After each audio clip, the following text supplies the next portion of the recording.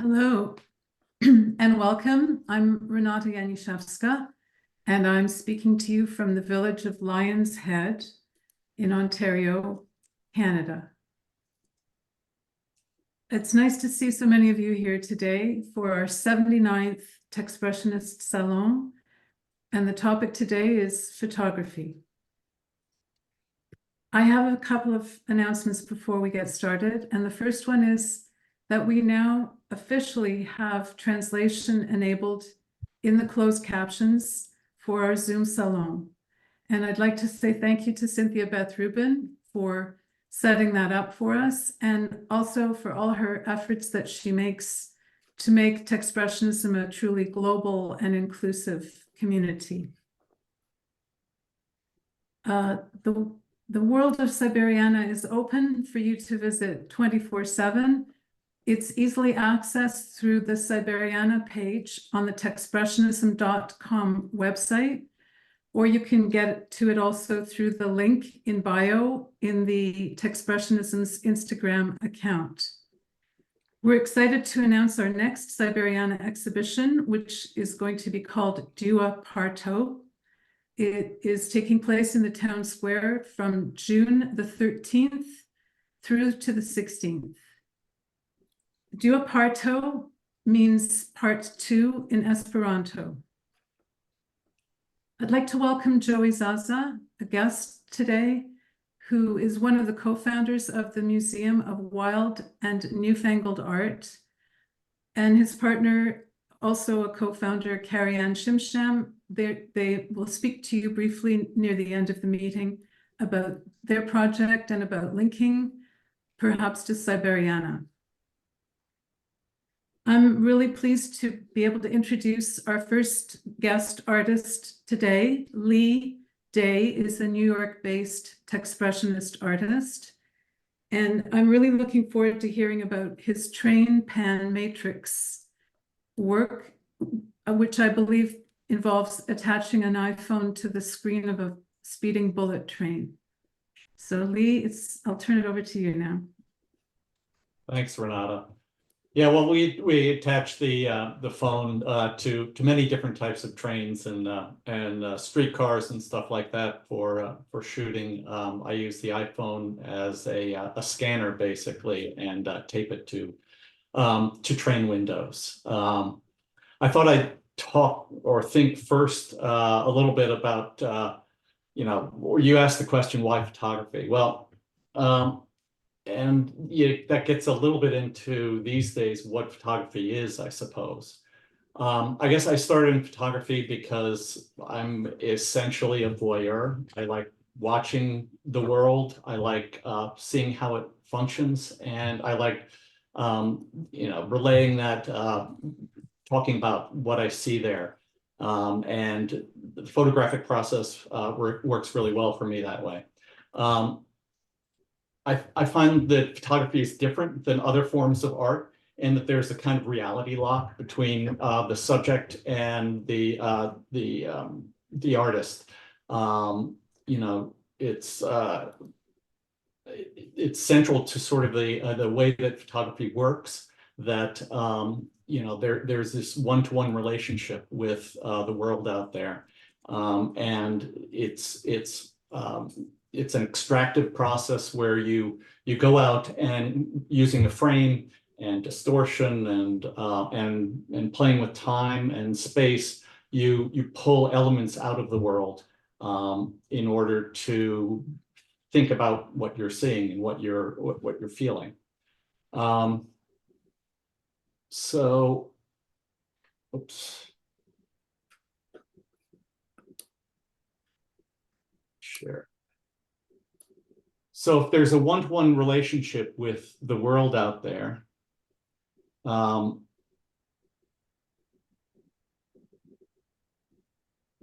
sorry, I'm trying to get the screen sharing to work properly.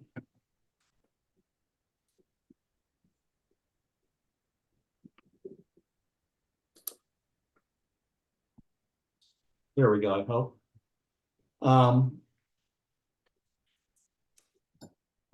So in photography, I guess the core expectation is that what you're seeing in the photographic image has a direct connection to the real world.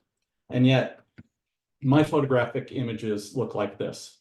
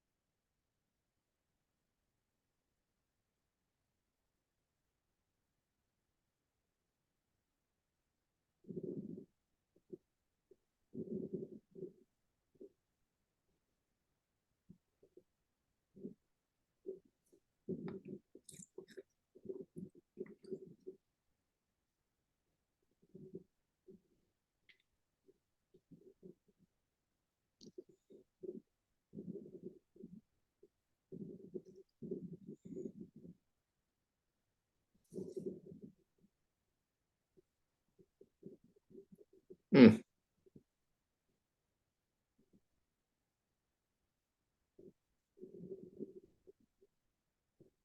JSP Plumbing and Heating. Sorry about that.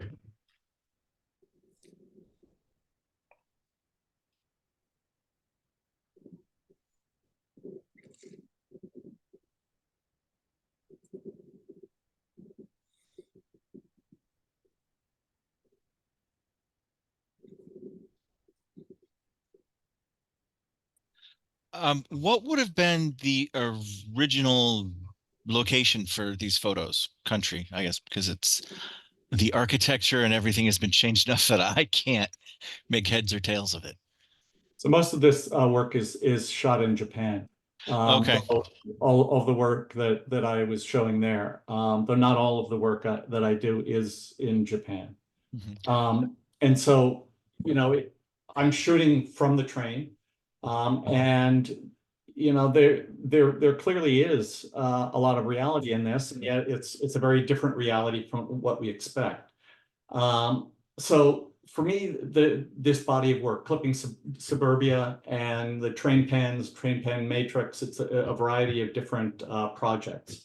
Work on a couple of different levels. On an experiential level, I feel like this is the world that I'm living in now. Everything is moving so bloody fast that, you know, you get one idea, you try working on it, then the phone goes off, the alerts go off, the text goes off. You never are quite sure. You're never able to sort of complete thoughts and complete ideas. And this is how it feels these days.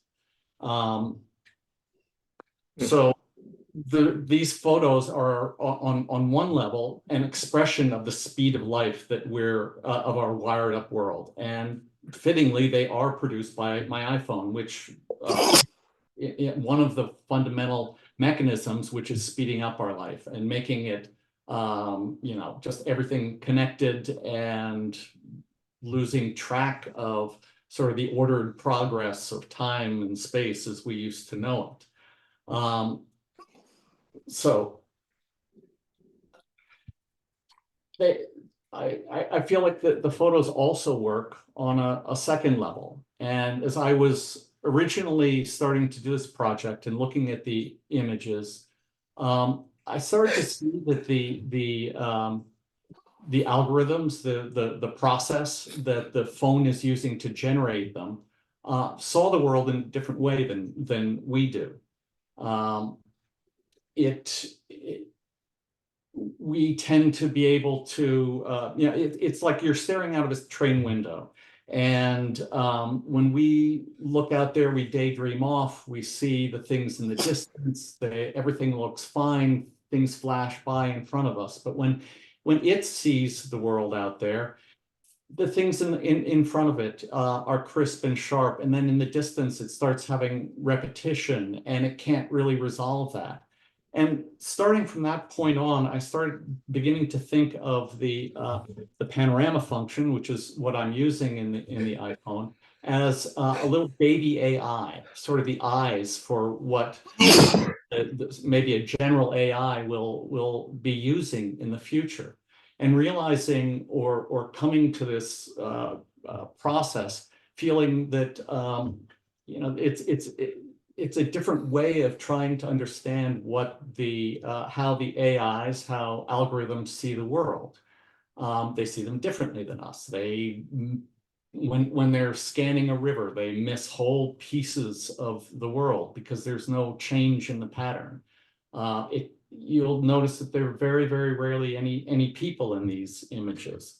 And you know, it goes back to if you think about how Google is accused of not being able to see Black people because there isn't enough data. You know, it's the algorithms are they just don't see the world in the same way that we do.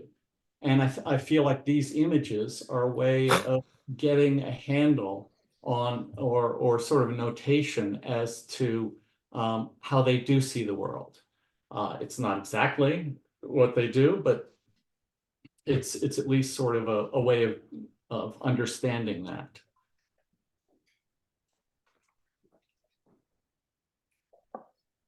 So, and that maybe brings us back to this idea of what a reality lock is, and where, you know, the relationship between the photographer and the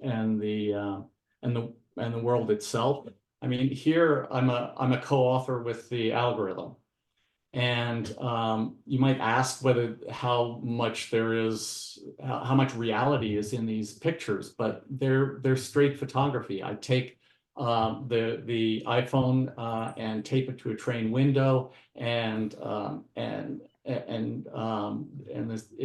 the scanner, I'm sorry, the panorama function works as a scanner, takes 100 pixel wide strips and tries to assemble them as best it can. But because I've put it on a window flying through space at 50 miles per hour, it's not working the way it's expecting. It's sort of and it's struggling, and just as a human struggles when you put it into a new situation.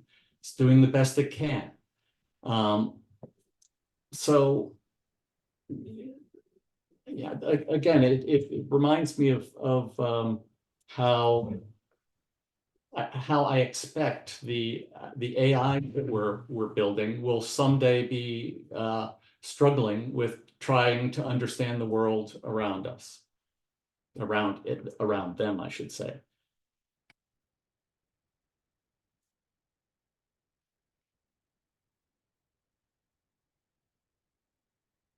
So the next piece that I'm going to show you is sort of expanding on the idea. If these images go into, these images are almost like moments that the algorithm has fixated on. I then zoomed out a bit and started looking at what I think of as the complete experience of the algorithmic mind. So by combining all of the images over a whole shooting session. So that would be this image, for example, is a matrix of about 5,500 images shot over 7 days. This represents about 25% of the surface rail in the greater metro Tokyo region. And in my mind, this is almost the memory, the total memory of the AI, its experience of having spent 7 days traveling through Tokyo. And as you zoom in, there's just as much detail as the images that I was showing before. And we get into the actual neighborhoods throughout throughout Tokyo. So again, it's sort of the larger experience of the AI as I see it. And these I do generally as long 6 to 8 feet high scrolls that hang from the wall and look a bit like this. The other thing that I thought I would show you briefly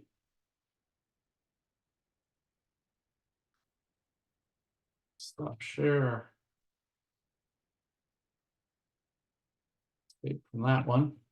Is we talked about Siberiana, and the piece that I did for Siberiana is related to this as well. So as I was talking a little bit about how I see the train pan, the matrix images as the memory of the AI, or how I'm sort of imagining it. This piece is a way of sort of getting inside of that memory.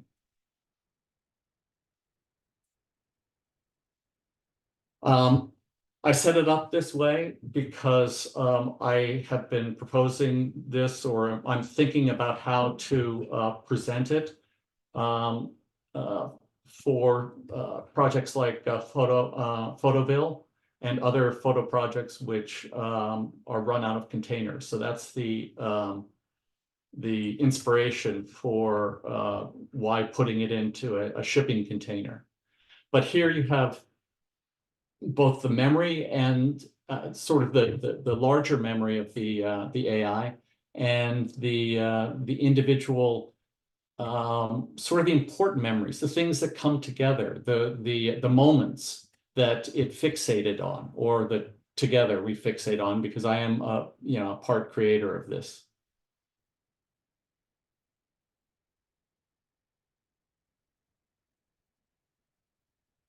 I've been working on this a bit more, and we'll be getting this particular version up and connecting up to our lovely Siberiana very shortly. So that's what I have for this project. I do a couple of other types of projects as well, but that's the train pans and clipping project. Thank you. Thank you so much, Lee. It's beautiful work.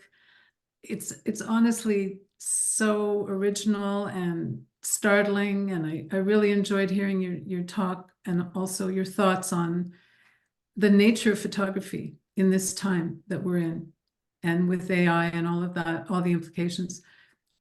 The next speaker needs no introduction. Tommy Mintz is a New York City-based photographer. He's a scholar, he's a professor. He's invented something called the automated digital photo collage. And I'm going to hand it over to Tommy.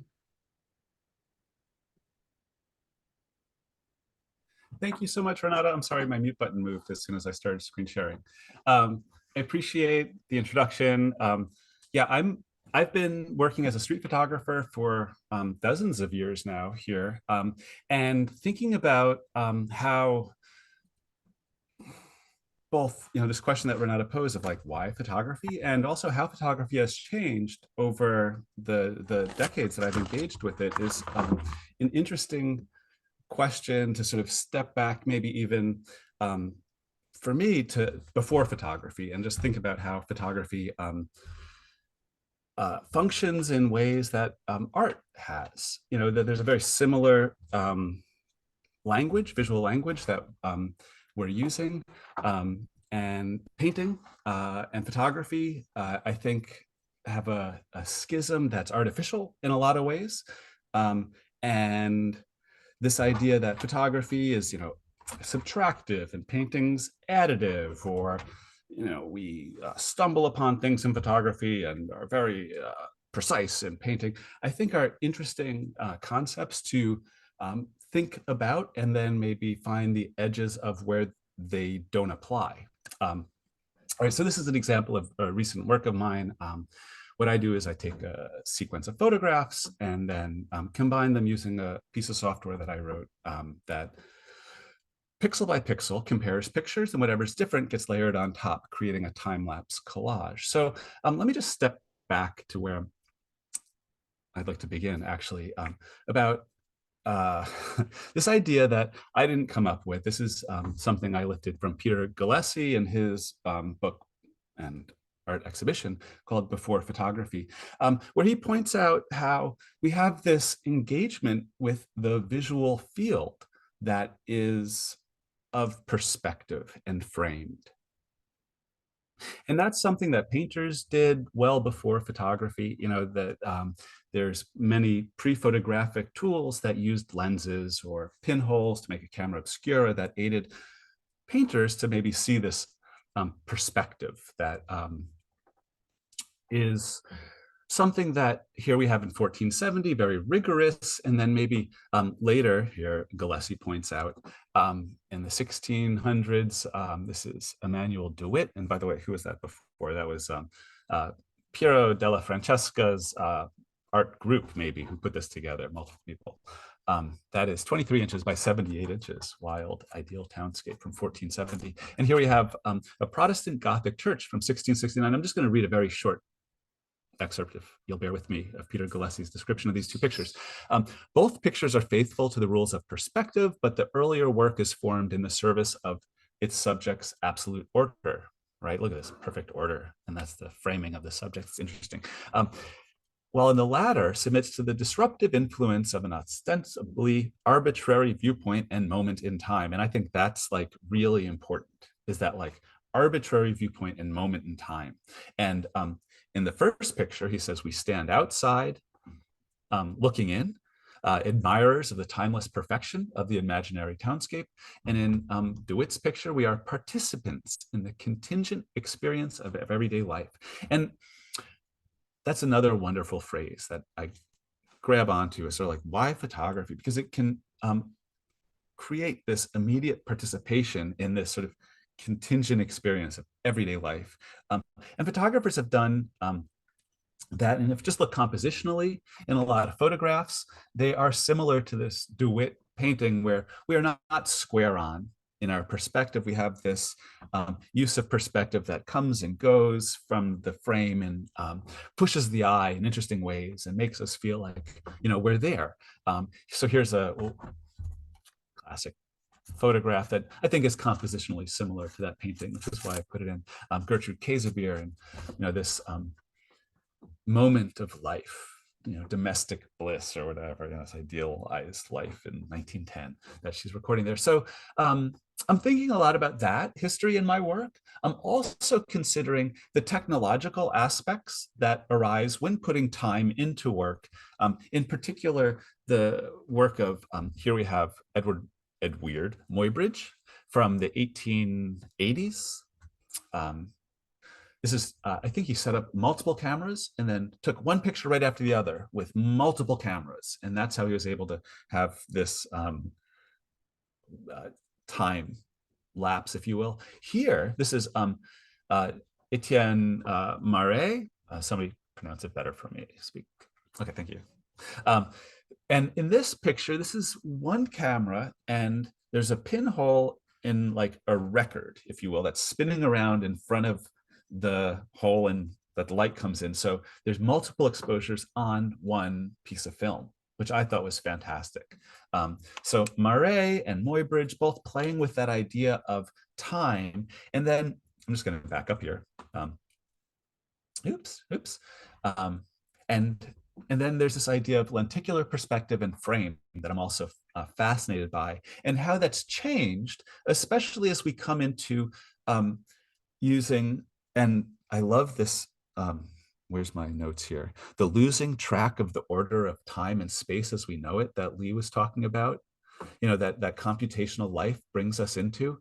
And also the breaking of these frames and edges, I think, are very sort of computational in nature and algorithmic. And here actually we have, oh, look at that bad typo of mine.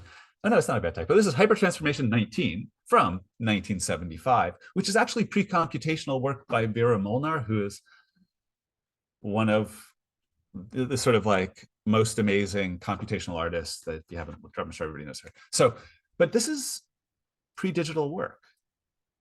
And so it feels so digital. And, you know, this idea of like losing track of these orders of things. So what else does digital introduce? In my mind, it's sort of this idea of it's everywhere now, that's omnipresent, where there's cameras everywhere, either by our own doing with, you know, our own selfie taking, or cameras everywhere, you know, observing us with surveillance. And then there's also this idea of algorithmic recombination, whether we're doing it ourselves in Photoshop or, you know, having a program do it for us and whatever AI that means. So those are the ideas that I'm bringing in to my work presently. I'm just going to step back a few decades here and just show you how I stepped into my present work. So I worked in the darkroom for many years and loved it, both doing straight photography and also recombining stuff. I lost a lot of my early collages. I don't know where they went that I did in paper and glue and X-Acto knives. In the 90s, I got a computer as a Pentium 90 that I was able to run Corel Photo Paint on. And boy, I just went off. I started scanning my pictures. I found a scanner. I was able to scan film and started putting my pictures together. Interesting things was the edges that appeared broken when I started trying to combine things as I was moving around.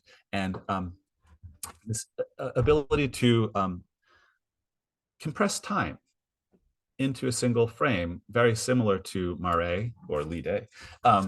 Here I have a series that I did just taking pictures out of a bedroom window of a corner of passerbys over a period of time, and then scanning those negatives and in Corel Photo Paint, cutting out individual layers and pasting them on top of one another. So this is, you know, not far off of what I'm doing currently algorithmically. I was doing things where I'd take panoramas, right, and then put them together in Corel Photo Paint, trying to present more than just the single frame and single lenticular perspective. So challenging those edges is something that I'm interested in. Also looking around an object, inside and outside an object, is something that I feel like we could now combine in really interesting ways. I love that idea. I'm sorry to keep pointing out Lee's work, but we just looked at it, so it's so fresh in my mind. That idea of like squishing the panoramic into a square is fascinating, right? This idea of taking a lot of information and putting it together so that you could sort of see the challenge of photographers is how to, you know, maybe present a 3D object in a flat surface. So here's a new solution to that. You can walk around and then, you know, clip it together. But mostly I am a street photographer taking pictures in my neighborhood and barely beyond. And recombining pictures. So here I am, oh my goodness, over 20 years ago, taking pictures on film. I think I should try X if you're interested. Scanning, including some of the edges of the frame of the film as elements within this composition. You see those black lines? That's the edge of single pictures that I really enjoyed. And I was choreographing and composing images, thinking about how to utilize the process in the concept. What is it that will create something that reveals something that is possible through this process that was impossible through previous? So this is still 20 years ago now. So one of the things that I was thinking about at that time is, look, I don't really want to be spending all my time in Corel Photo Paint, pixel by pixel, cutting out pictures and putting them together. I was waiting for a bus one day, graduate school actually, thinking about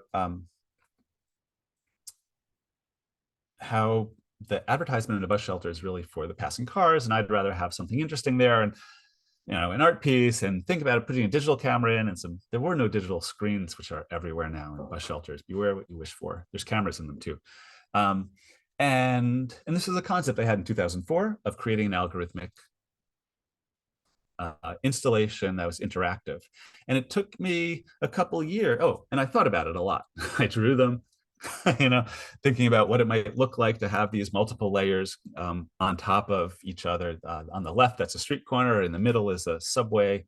and the right is streets with bicyclists. And I'm always thinking about like bicyclists and stuff. So, and also an interactive version. So this is all stuff I just found as I was cleaning out stuff recently. But then in 2013, I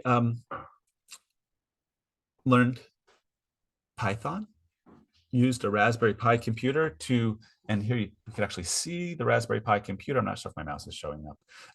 On the wall there, tape is a Raspberry Pi computer and a camera that's taking pictures of the viewers in the gallery every 30 seconds, adding them into an aggregative collage. So this is the first version that existed of the automated digital photo collage. I continue to show iterations of this. This is maybe a little more powerful Raspberry Pi that was running 2 years later, and a better camera that we could then create very large projections, high resolution projections of people on. This is at Snug Harbor Cultural Center in Staten Island, which is a beautiful set of buildings. If you've never been, it's worth going to Staten Island for. So these are interactive versions. So I've always thought about this. I first thought of it as an interactive artwork, but then as I was considering it, I'm still doing it interactively, sorry. Here's my most recent interactive version where I have it pointed at itself in a sphere and some materials, and it's a recursive interactive automated digital photo collage. And also, this is, sorry about the not great picture on the right there, but these are installations at maker fairs that I've been showing the work at, where I have some wireframes that I drew of domestic scenes that I'm now putting it in front of the camera that people are seeing themselves through in order to create more edges within this composition. Sorry to be talking so fast. I feel like I have a lot of slides and I'm not going to keep you sitting for too long. Yeah, so recently I sit around sometimes with my camera on a tripod and just run the pictures straight through the algorithm and see what it recognizes as something different and how that sort of affects the movement of clouds in the sky in this picture, for example, or the ways that the water cuts through bicycle and pedestrian legs in the water there. I think something that I would never choose. I'm also creating panoramas where I take a picture or sequence of pictures in one direction, then turn a little bit and take a sequence of pictures in another direction, and so on and so forth, run all those pictures through my algorithm and then put them next to one another and print them in large installation. Here we have, I think this is 5 feet by 25 feet. Colin, this is up at the Vermont, Southern Vermont Art Center now. Hopefully we're gonna have it installed up there with Divine. And then I am also taking pictures without a tripod, where I handhold my camera and take a sequence of pictures, but I'm drifting a little bit left and right, up and down. In order for my dumb algorithm to work, I need to align the content of my pictures, which misaligns the edges, creating this wonderful frame, broken frame edge, which I'm not going to toggle back to Vera Molnar, but very much makes me think of that kind of exciting edge that she was bringing into existence in the sort of digital concept. So that's what that is. So yeah, here's another example of that. Sometimes the algorithm that I use for aligning the layers, which basically is auto align layers in Photoshop, can have different alignment functions that'll either keep your edges straight or bend them, these different projections. And I kind of enjoy those bent edges in some images here in contrast with, shapes within the image. So here we have this skyscraper under construction with the crane turning left and right, breaking the edge, very much creating a fountain shape that's in contrast maybe to this beautiful tree growing out of a junkyard with a broken sign and this really late hanging Christmas decoration out there in Long Island City. So that's my last slide, actually. These are the things that I've been thinking about. I don't know if I covered everything within this. I'm happy to chat later. I know we have more artists who are going to be sharing wonderful work, but I thank you for your attention, and yeah, I appreciate it. I'm going to try to find my stop share button now.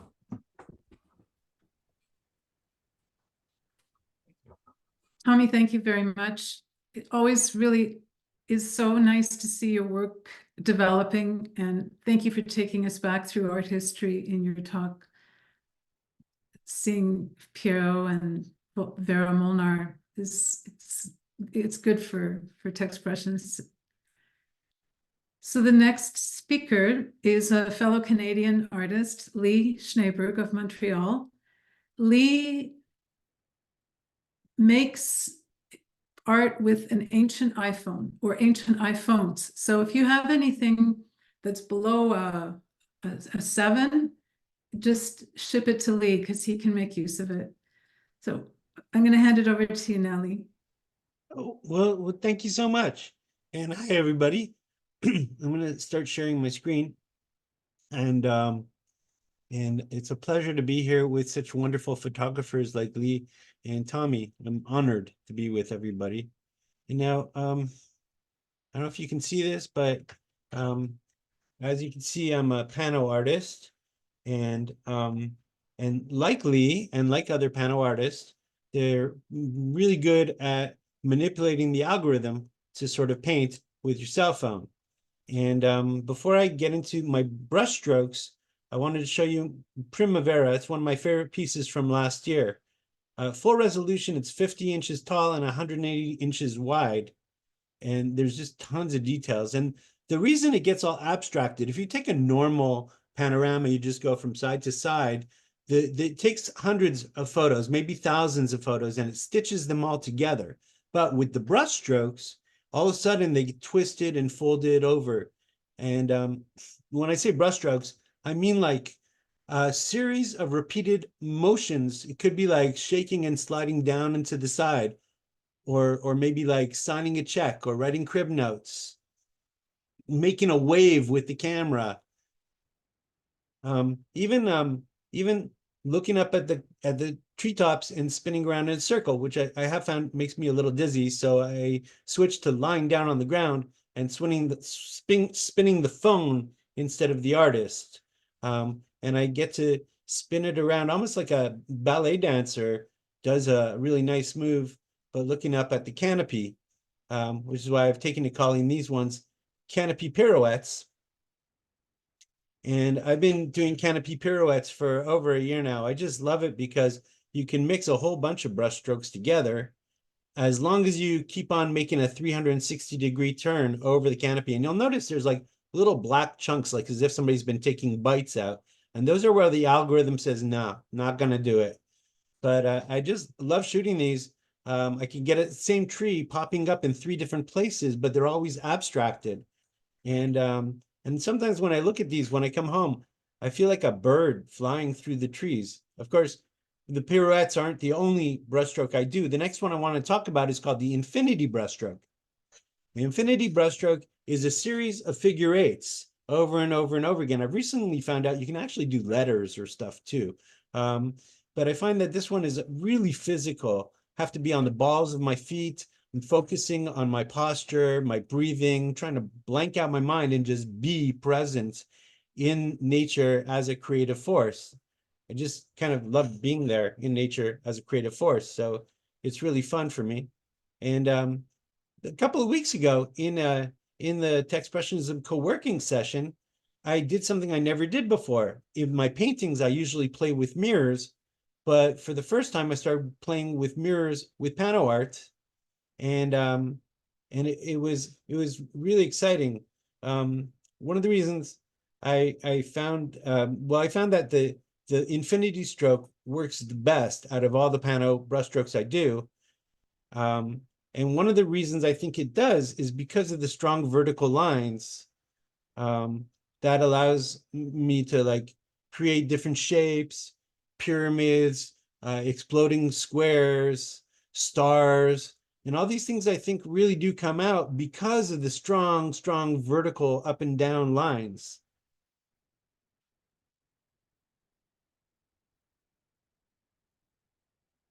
And see the vertical really turns into these shapes. And speaking of stars, the next body of work that I've been working on is looking at this old stars of artwork and creating these things they call derivatives. And derivatives are appropriated images, could be paintings. I went through a whole bunch of paintings you know, the big stars, the Bosches and the Delacroix, and just looking at what can the pano do with these images. And of course, because we're an ism, I had to do the potato eaters, and also Goya eating his kids. And then of course I switched over to paintings and to photos of painters. And of course, with the patron saint of Techspressionism, Jackson Pollock, I had a lot of fun because they're already very physical, but then having the gestural work with the physical work, I thought really works together. This one, by the way, is a horizontal pan instead of a vertical pan. And so I had a lot of fun with different photographers. These are Pellicas photos, and they're really fun because they're already chaotic, but adding the pano to them. And then Judy Jacobs taught me about Jeff Camelli, and here's the very first humans photographed. Although, by the way, that's 2 humans. The shoeshine boy counts. And speaking about class warfare, I couldn't help but do pano treatments of that event from a couple of years ago. This one I call tug of war. This one I call, ow, stub my toe. And that's enough with the derivatives. Here's my first brushstroke. Ironically, that word comes up again, lenticular. This is the lenticular fulcrum, is one of my newest brushstrokes. And it came about when me and my sweetheart were out in the country just after the summer ended, and very few trees already started changing colors because we were far north. But I noticed in the right corner, you'll see this red maple tree. It's like a 6-year-old maple tree. And I wanted to spread that out. And I was like, well, how can I spread that one out? Just that tree. So I started holding the phone right under the lens and creating that as the fulcrum of the angles that I was moving the phone at. So I went up closer to this maple tree, and I started just pulling at the bottom and leaving the top of the lens solid and smooth. And I was like, well, this is really exciting. I went back to Montreal afterwards and started doing the lenticular fulcrum everywhere I normally shoot. Well, this is right outside of my house, but then I always go into the mountain, and I started shooting it in the mountain, and I got just really excited by the lenticular fulcrum. I often shoot this house. Something about the color of the stairs just really gets to me. But what I noticed with the fulcrum, you can, by the tightness of the brushstroke, you can stop and start like on a dime, which I thought really was exciting. And also, here's another thing: when you tap it, tap, tap, tap, tap, tap into your palm, holding on the top of the lens, but tapping it with your left hand, you can get things to repeat, like all those suns that we just passed through. And I apologize, these are so fast. But so this was a really exciting moment for me. And then Techspressionism Salon 77 was sculpture. And I decided, well, why don't I try to build a sculpture and shoot it? So I found a whole bunch of metal in the back of my house, shed stuff and rolls of aluminum. And I started doing the lenticular fulcrum because I was noticing how different the glitches are.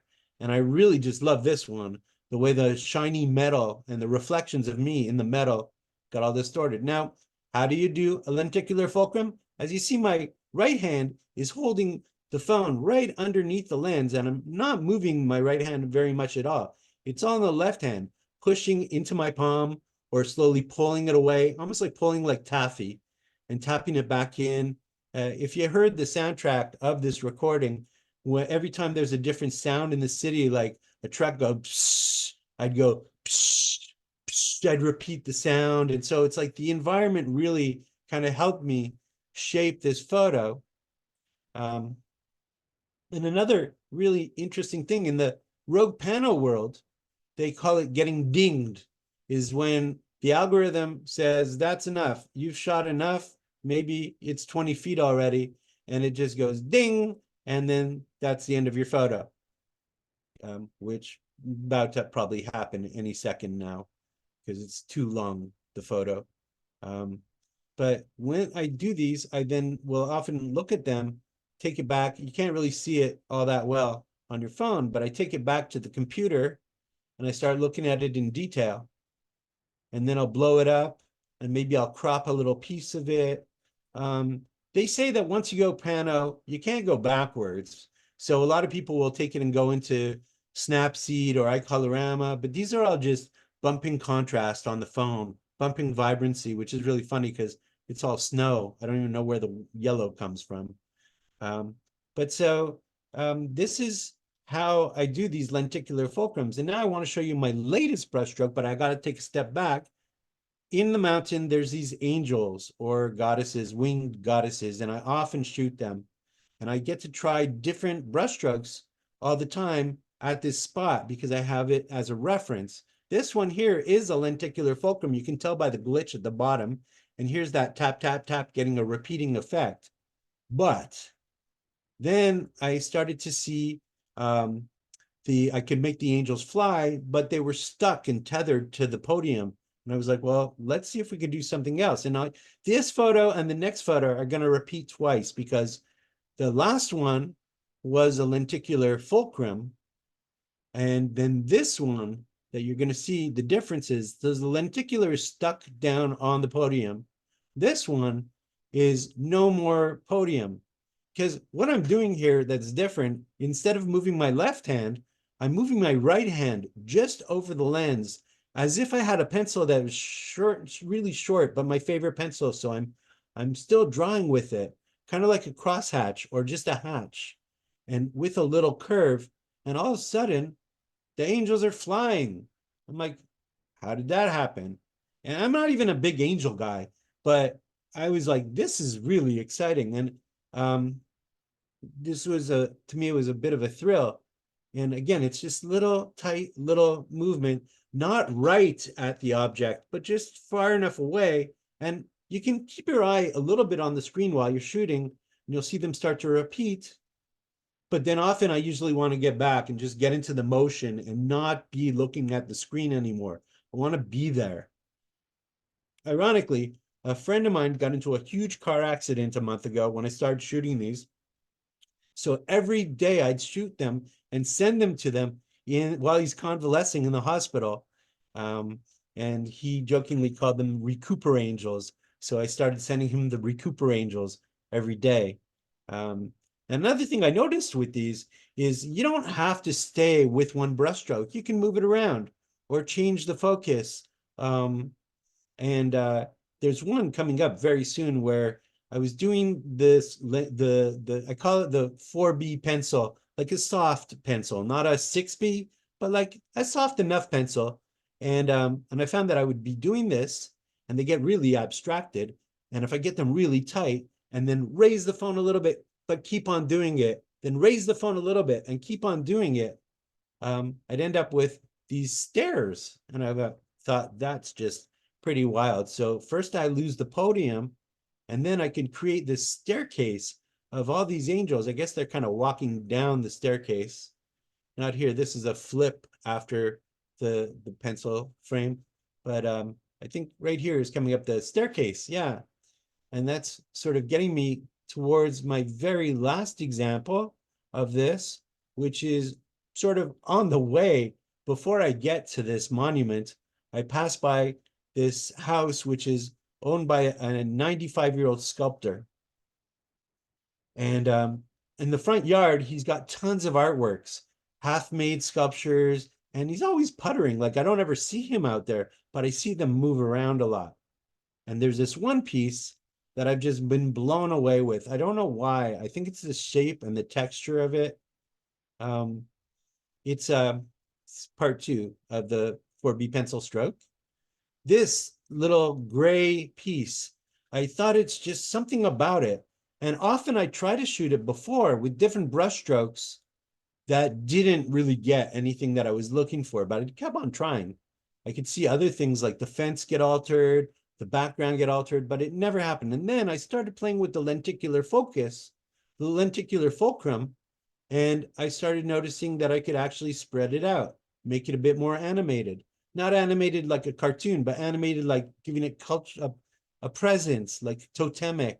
And these are with the 4B. All of a sudden, I could stretch them out and get them to be like, look like aliens or like some sort of bug or some sort of creature. I really loved it. A row of them. Another thing I was pretty happy about with this, well, one thing I noticed right away with the 4B brushstroke, the fence ends up disappearing. There's chunks of the fence that are just gone. And I thought that that's really funny. It's not on this angle, but you got to be on a 90-degree angle in front of it, and the fence will just, parts of it will just disappear. And another thing, because of he lives there, I love the fact that this one abstracted his whole house. And so the whole place has this 4B technique. Now, I don't only do the sculpture and the angel. Recently, I've been doing non-things.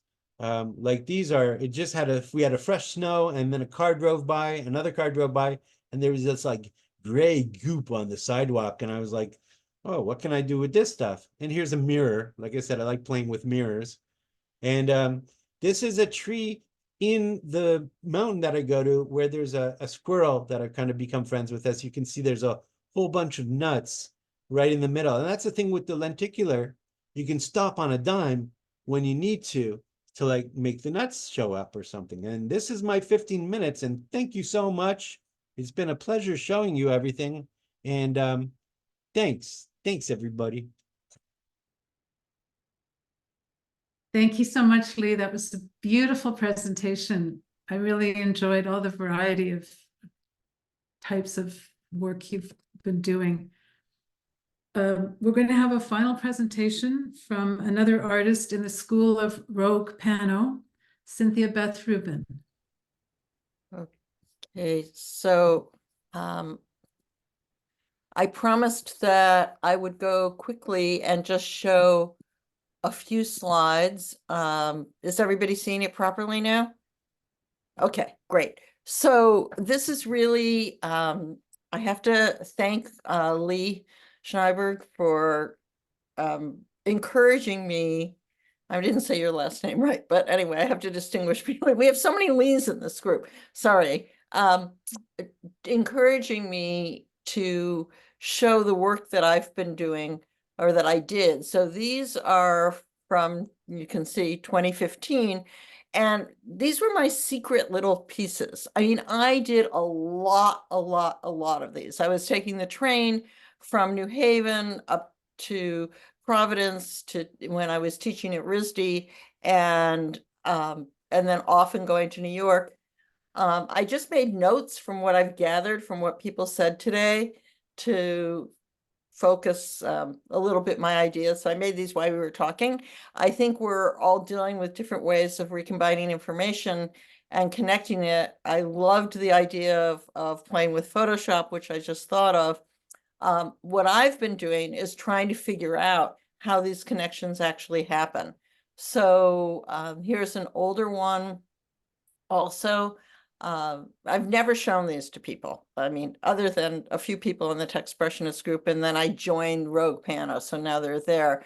Here's a detail, and I think it's important to see the detail, to see the way that the lines are not connected in the older works, that instead it's trying to stitch together kind of the overall information, and that gave us these really gorgeous combinations where it's focusing on the information and not the lines. And then sometimes, I mean, this was actually a lot of different shots, and it just kind of came out looking almost like a normal pano. This one, again, you can see the breakup as if going through past a bridge, that the lines get completely broken up. Doesn't care about the lines, it cares about giving us the information.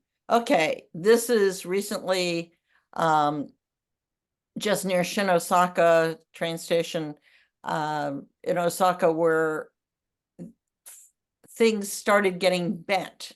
The whole iPhone algorithm is completely different. And it's focusing much more on connecting the lines. So you get this, I have details of this, these weird distortions here where the telephone or whatever it is, that signpost gets bent, because what the algorithm is trying to do is connect the dots, not let you have the disruption. And again, you can see the wires are connected really well. Meanwhile, the whole scene, actually, I'm just going to go back a minute. The whole scene is like pretty distorted, going outward. So I am at the point of just playing with figuring out what I can do. Here's another recent one, and the wires. I mean, in a way, I really have to say I'm impressed with what the Apple people are doing by making it such a good, smooth connection. But of course, we're losing all the fun stuff that we love. So here you see the train tracks are really perfect. And, the posts get bent a little bit, but this is actually pretty good. I just did this one yesterday. I mean, I was on the train going into New York and I thought, oh, I'll just do a few that I can show. And then if you get it at just the right speed. So I'm playing with, as the train pulled out of Bridgeport, or maybe in, I can't remember. This is pretty clearly Bridgeport for people who know the Northeast Corridor. Suddenly it couldn't handle it. There's some speeds at which it can't handle it. So I promised I would just be a little add-on here and go quickly. So this one is now the headline image in Rogue Pana, and it's going from the train, going into over the river into the 125th Street station, going into Manhattan. And I used to get wonderful shots from this bridge. I mean, I would wake up, they'd go, arriving at Harlem 125th, and I'd take out my camera and I'd get wonderful shots. And I need to go through all those and sort them. But I loved the way the no exit sign came in, and here again, the bridge got cut. So I promised just 12 images to go really fast and be a little PS here.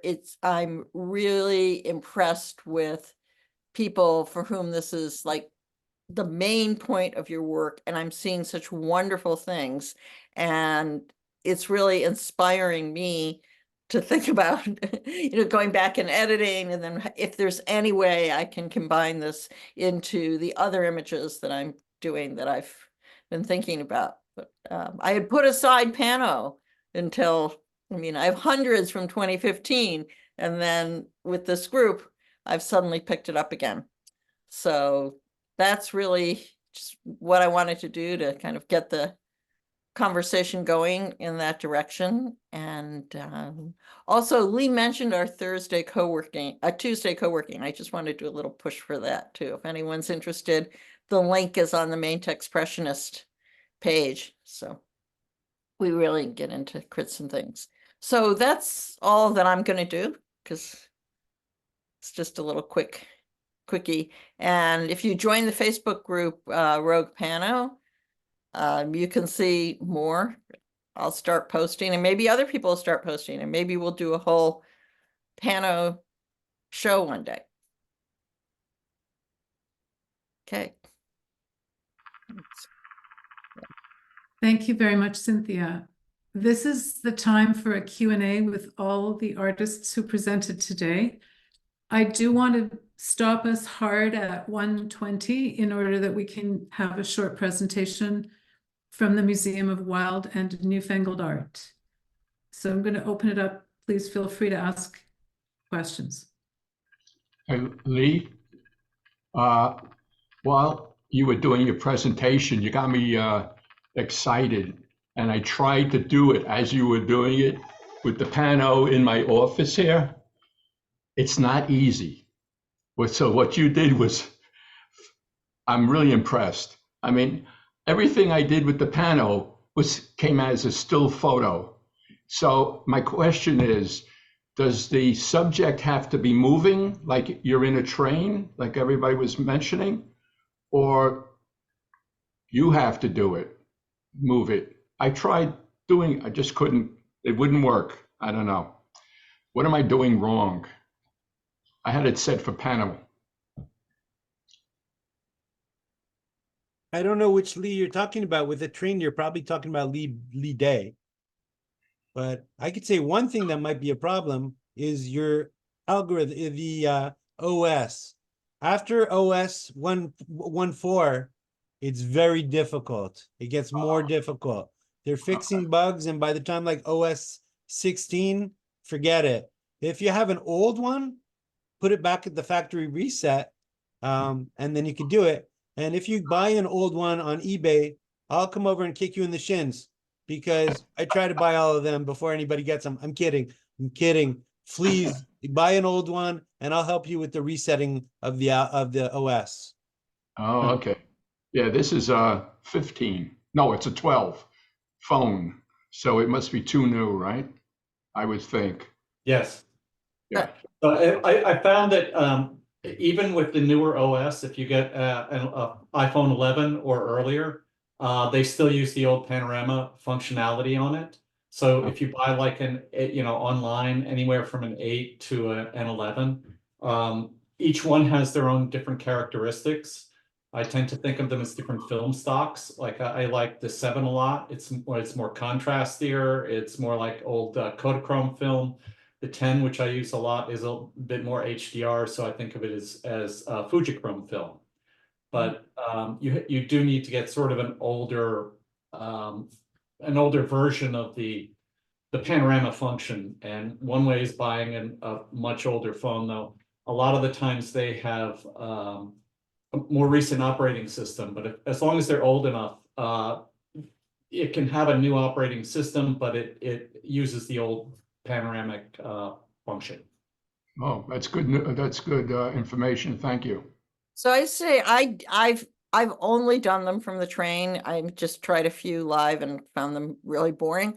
But with the new operating system, the speed, if you can just get it at the right moment, as it's either going into a station or out of a station, you actually can get something that looks like the old things, but it's not. So you have to be really into it and take a train with a lot of stops. Okay, well, I'll be experimenting. It's also very annoying, the new ones, because it looks like you're getting what you saw on the screen, but then when you open up the image, it's not that. It makes it something else. Yeah, that's what happened. No matter what I did with panorama, getting it to move, it just turned out as a still photo. Nothing wavy, nothing doubled up, nothing. Yeah. Lee S is killing us there. Yeah.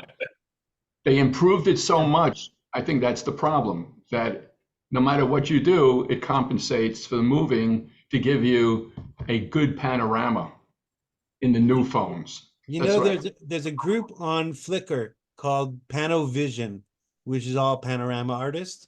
And we had a whole letter writing campaign to iPhone, to Cupertino. We're like begging them. We're like, it's not a bug, it's a feature. Look at all the work we're doing. Yeah.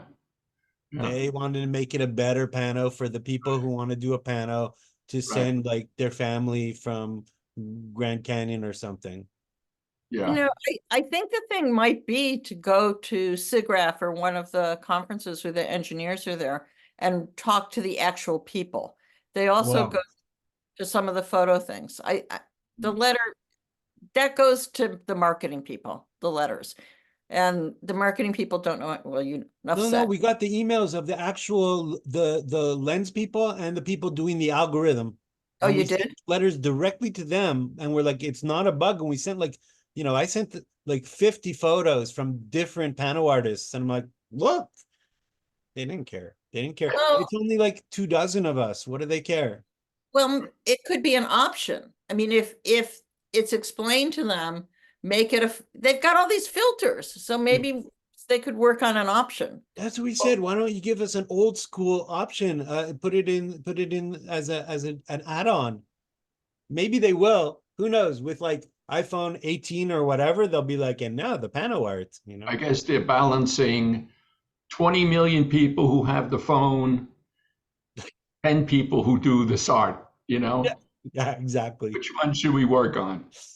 I spent a think lot of the time art is- trying to install older operating systems, and basically you can install anything except the most recent operating system. If you could do that, but because there's a signing handoff that happens with Apple, and so they really have enforced you can't crack your phones anymore. You can't do any of the fun things you used to do with your phones. It's not just, it's also for hacking.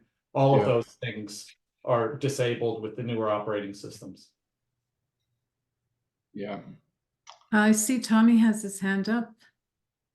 Tommy? Thanks, Renata. I didn't want to jump in too quick to this conversation because you are talking about Pano, which is fantastic on iPhone. Another interesting thing that I've been playing with is long exposure. If you have live photo on, if I'm just going to share, I'm sorry, if you don't mind, I just want to share 1 second some of these results that have been pretty exciting.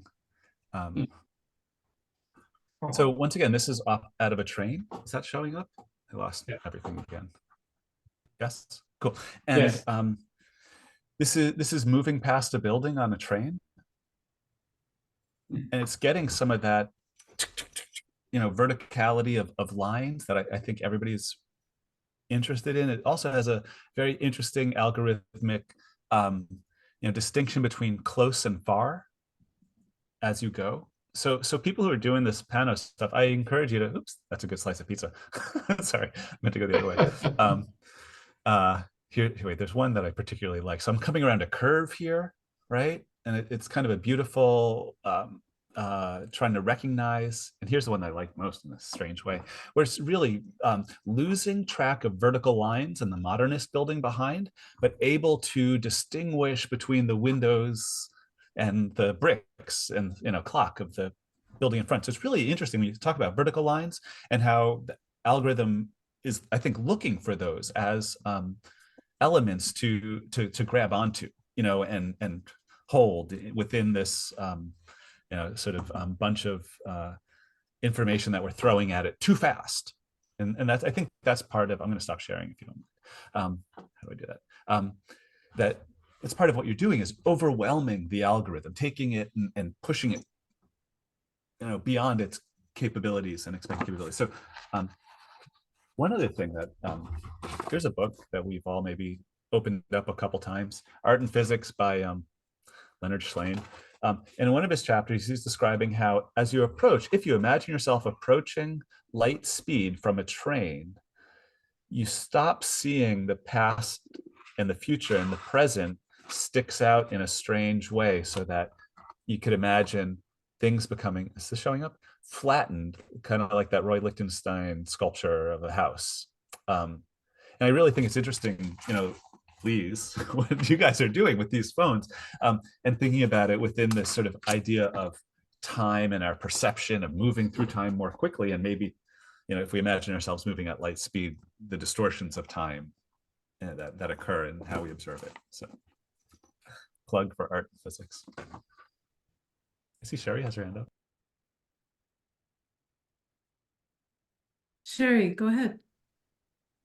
Thank you. I think all four of you are just amazing. The work really speaks to me on so many levels. So I want to thank all of you. It's really terrific. One quick question for Lee Day. You said there are no figures, or there are no people really in your pieces, or rarely. And I was wondering about that. Are you purposely leaving them out? Because I would think there would be people all over the place. So how are you getting no people? Part of it, I think, has to do with, I'm not purposely leaving them out. I've been working more recently trying to force it to get more people into the images, and shooting on a streetcar where the spatial relationships are different than on a train.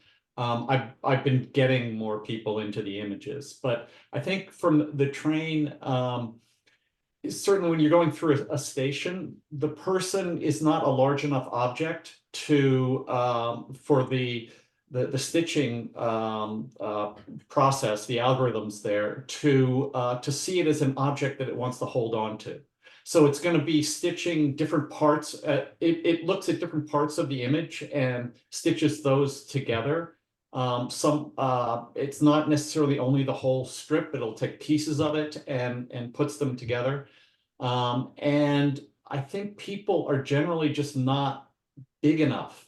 You know, poles just disappear out of the pictures. There are all kinds of vertical elements that just don't show up.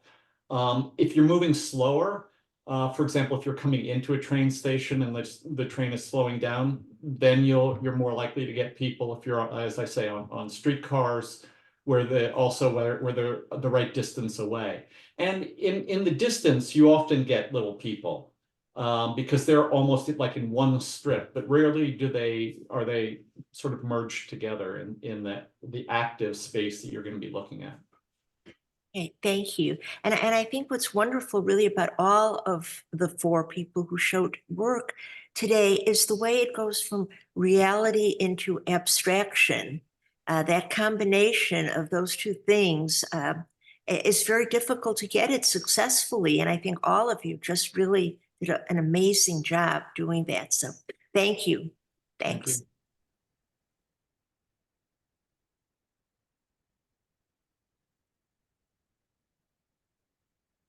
When we had artist talk in the town square of Siberiana a couple of weekends ago, Tommy Mintz mentioned the book On Photography by Susan Sontag. So I started taking a look at it in preparation and realized, of course, that there was no digital. She wrote 6 essays or 5 essays in 1973. They were published as a book in 77.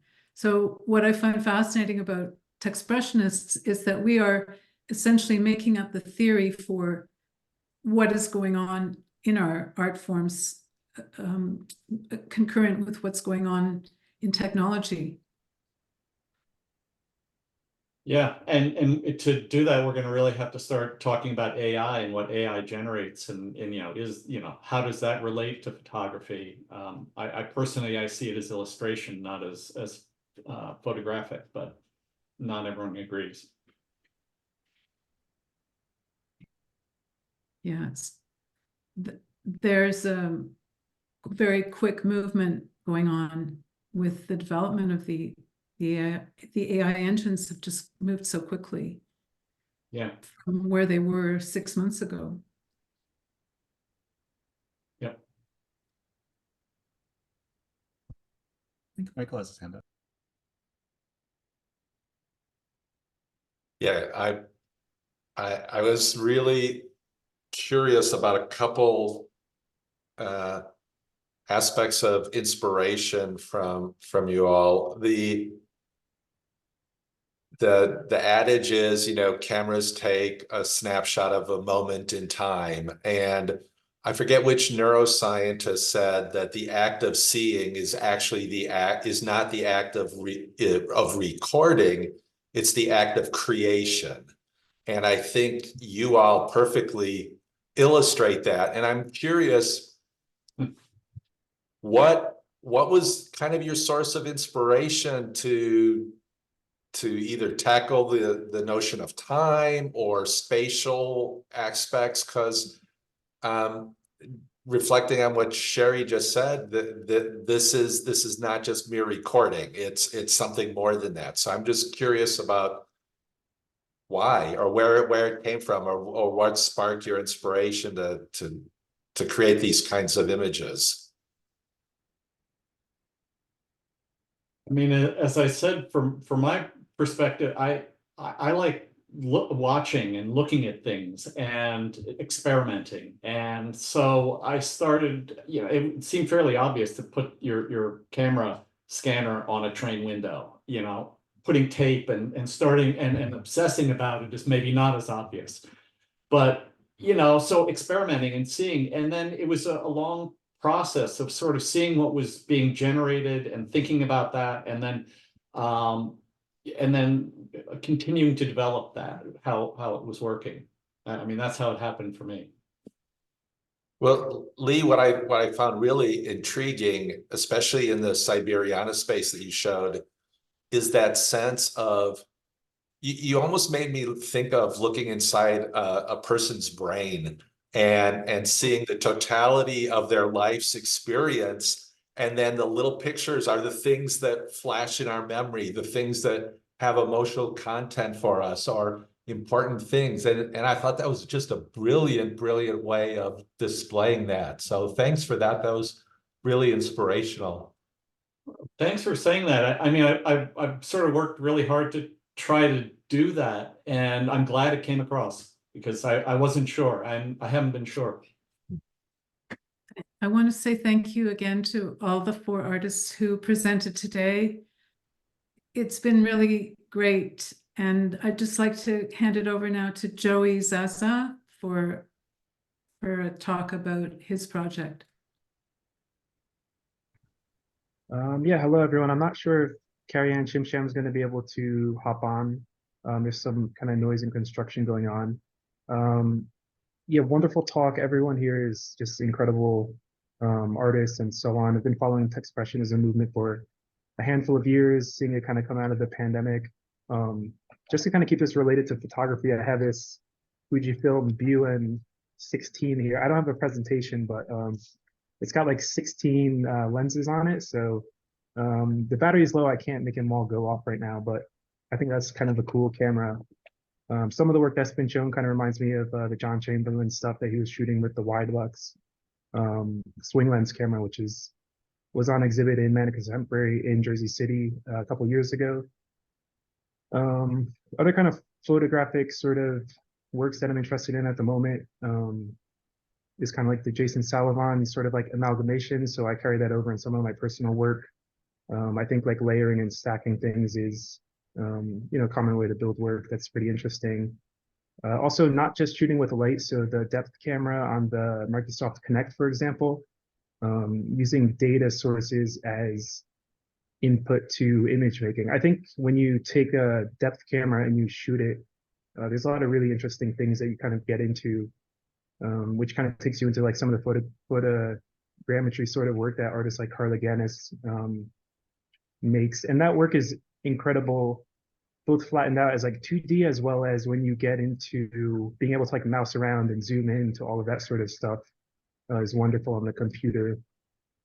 Artists like Aurea Harvey is uses that kind of process. She works with sculpture, but to kind of capture the work, because I think it's important to think through how do we record our work, how do we preserve it, how do we make it available to share with people, and you know, how do we bring income from it so we can support our kind of practice and so on.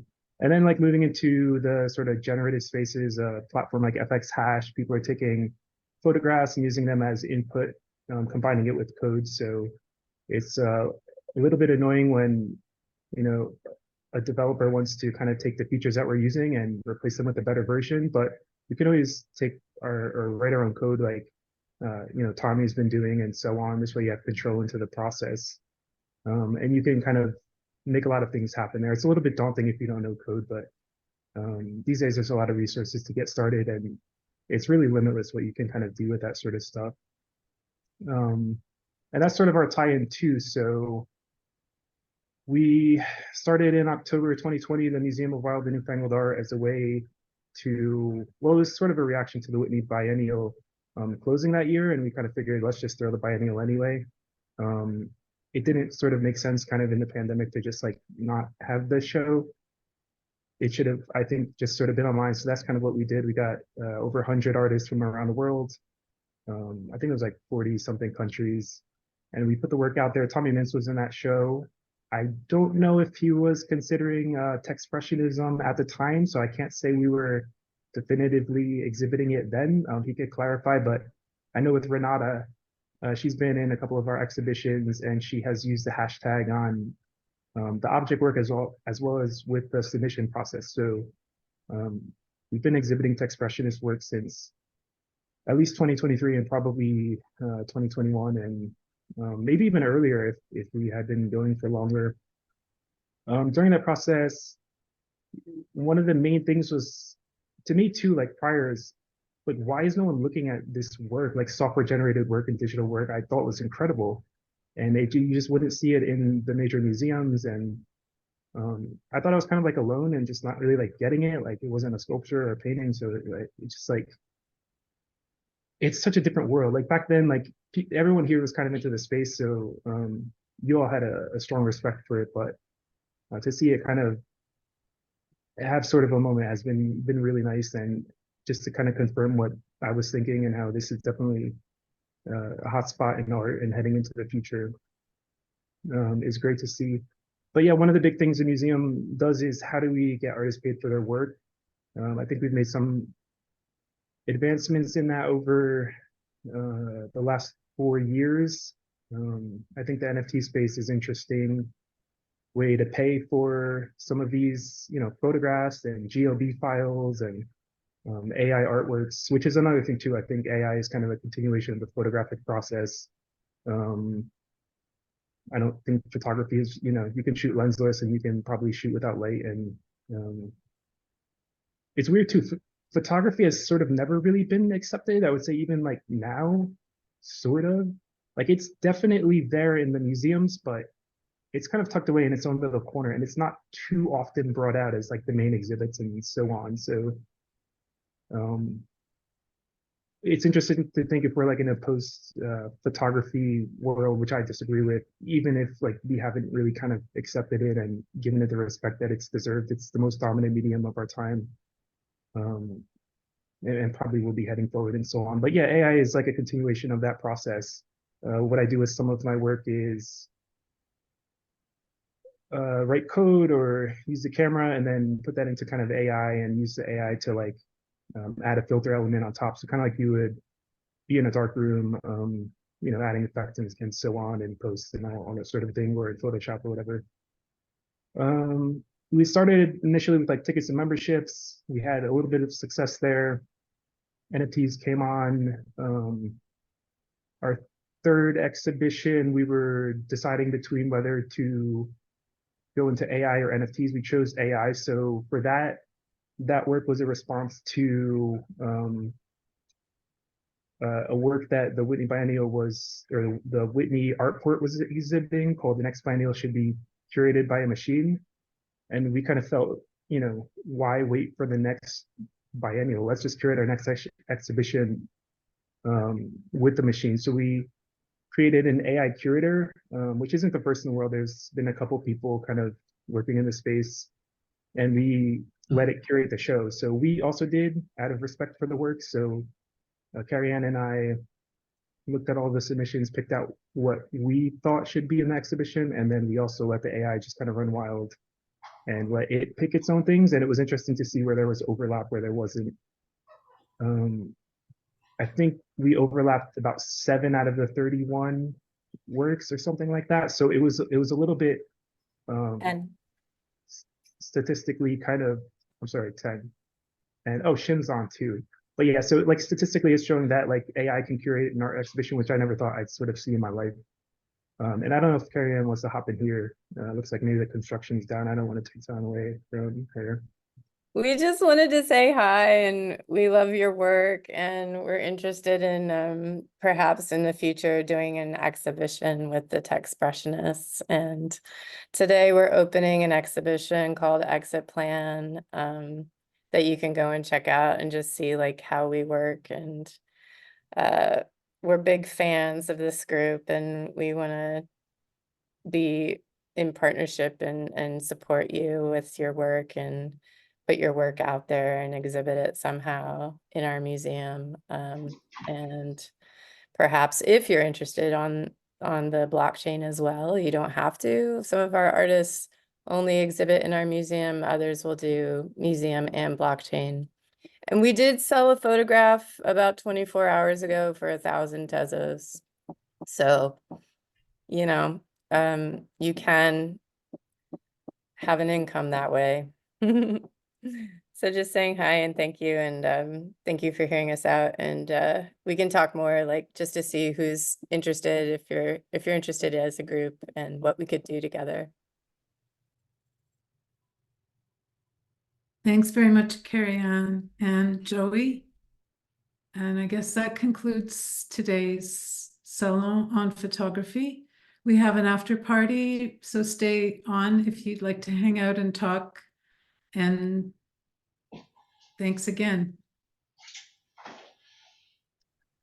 All right. Thanks so much, Renata, for moderating, and to all the presenters and our friends from the Museum of Weird and Newfangled Art. Is that it?